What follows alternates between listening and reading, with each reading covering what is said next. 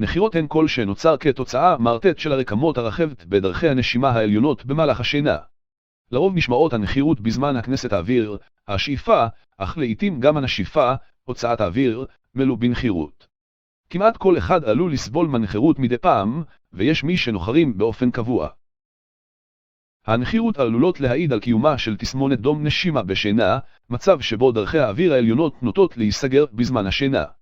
עקב כך רמת החמצן בדם יורדת, וישנה פגיעה באיכות השינה והפרשה של הורמון סטרס.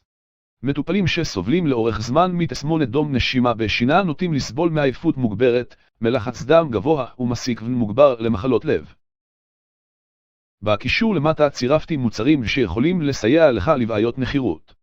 לדוגמה, רצועת סנטר נגד נחירות לפתרון נחירות ועוד מוצרים הכי טובים שיכולים מאוד להקל ולשמור לך על איכות השינה.